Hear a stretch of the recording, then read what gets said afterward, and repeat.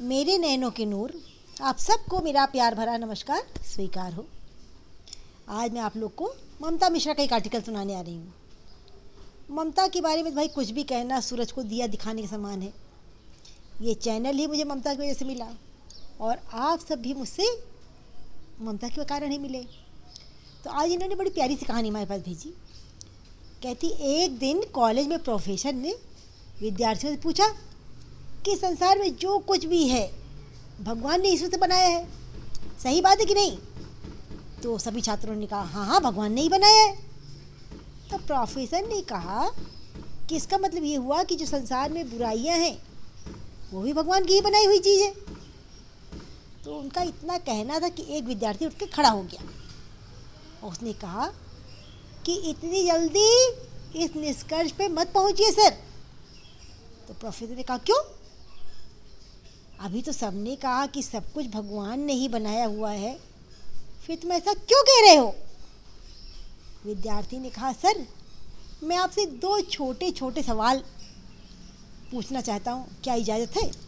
Professor ने कहा हाँ हाँ पूछो। कहा अगर आप मेरे सवालों का जवाब दे देंगे तो उसके बाद मैं आपकी बात मान लूँगा कि भाई संसार में जो बुराइयाँ फैली हुई वो भी भगवान ने बनाई है, लेकिन पहले आप मेरे प्रश्नों का उत्तर दें। प्रोफेसर बोले बिल्कुल डन, पूछो। तो विद्यार्थी ने पूछा सर, दुनिया में ठंड का कोई वजूद है? प्रोफेसर ने बिल्कुल 100% है, 100%। हम ठंड को महसूस करते, जब ज़्यादा लगता है हम क्या करते हैं, स्वेटर शॉल सब लपेट और ठिठुर करते, तो भाई ठंड का वजूद तो है ही। तो विद्यार्थी ने कहा नहीं सर, ठंड कुछ है ही नहीं, ये असल में गर्मी की अनुपस्थिति का एहसास भर है। जहाँ गर्मी होती है वहाँ ठंड हम महसूस नहीं करते हैं। अब प्रोफेसर साहब चुप हो गए। विद्यार्थी ने फिर पूछा अच्छा सर, क्या अंधेरे का कोई अस्तित्व है? तो प्रोफेसर ने कहा बिल्कुल है, रात को अंधेरा होता है। विद्यार्थी ने कहा नहीं सर, अंधेरा कुछ होता ही नहीं, ये तो जहाँ रोशनी नहीं होती है वहाँ अंधेरा होता है।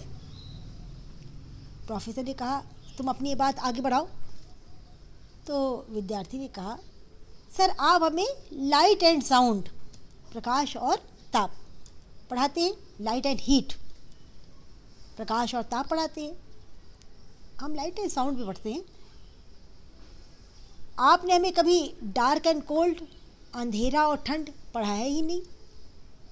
सर ठीक उसी तरह ईश्वर ने सिर्फ अच्छा अच्छा काम किया है, जहाँ अच्छा नहीं होता वहीं बुराई हमें नजर आती है, पर से बुराई को ईश्वर ने नहीं बनाया। अच्छा, तो उन्होंने कहा सर आपने हमें फिजिक्स में पढ़ाया, क्या पढ़ाया कि प्रकाश और ताप, ये हेडिंग पढ़ाई, लेकिन आपने कभी हमें अंधेरा और ठंड नहीं पढ़ाया, क्योंकि हमारे कोर्स में नहीं है। तो आगे वो कहता है कि सर उसी तरह ईश्वर ने सिर्फ अच्छा काम किया, जहाँ अच्छा नहीं होता वहाँ पर बुराई नजर आती है, पर बुराई को ईश्वर ने नहीं बनाया, ये सिर्फ अच्छाई की अनुपस्थिति भर है।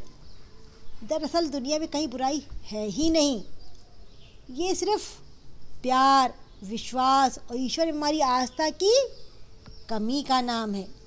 ज़िंदगी में जब और जहाँ मौका मिले अच्छाइयाँ बांटते रहिए, अच्छाइयाँ बढ़ेगी तो बुराई होगी ही नहीं। और भाई इसका बिल्कुल सटीक, टू द पॉइंट, बिल्कुल प्रैक्टिकल ममता ने कर भी दिखाया कि वो अपने विद्यार्थियों के लिए हर चीज़ का इंतज़ाम करती है। उसने अपने विद्यार्थियों के लिए 45,000 का फर्नीचर बनवा के डोनेट कर दिया, कॉपी किताब ले देती, जिसकी जो आवश्यकता होती है सबको पूरा करने, मतलब वो अच्छाइयों को बांट रही है, अच्छाइयों को बढ़ा रही है। लोग क्या कहते हैं, ममता बहुत अच्छी टीचर है। क्यों? क्योंकि बुराई से दूर रहती है, और जब बुराई से दूर रहेगी तो अच्छाई नजर आएगी। तो उसी तरह दुनिया में बुराई कहीं है ही नहीं, तो हमारा अपने देखने का नज़रिया है। जहाँ प्रभु, जैसा कृष्ण ने बताया कि जहाँ प्यार, विश्वास और ईश्वर में हमारी आस्था की कमी हो जाती है, वहीं पर हमें बुराइयाँ नज़र आती हैं। क्योंकि कोई भी धर्म ये नहीं सिखाता कि तुम बुरा करो, लड़ो भिड़ो, है ना। तो कहते कुरान में भी कहा गया कि सबके साथ भला करो, तुम्हारे साथ भला होगा। गुरु ग्रंथ साहिब में भी ये कहा कि नानक दुखिया सब संसारा, सुखिया जाको नाम आधारा, सकल सृष्टि का राजा दुखिया, हरि का नाम जपत सोई सुखिया। कि जहाँ प्रभु के प्रति आस्था है, विश्वास है, प्यार है, वहाँ अच्छाइयाँ हमें ही नज़र आती हैं। कहते बहुत मुश्किल नहीं है ज़िंदगी की सच्चाई को समझना, बहुत मुश्किल नहीं है ज़िंदगी की सच्चाई को समझना। जिस तराजू पर दूसरों को तौलते हो उस पर कभी खुद को बैठा कर देखो, जिस तराजू पर दूसरों को तौलते हो उस पर कभी खुद को बैठा कर देखो। तो आपको ममता मिश्रा की ये कहानी कैसी लगी आप लोग कमेंट बॉक्स में लिख के बताना। सबका दिन मंगलमय हो, खुशियों से भरा हो, आप सभी स्वस्थ रहें, निरोग रहें, निरंतर प्रगति की ओर अग्रसर रहें। बस इन्हीं शुभकामनाओं के साथ मैं अपनी वाणी को विराम देती हूँ। सबको टाटा बाय बाय।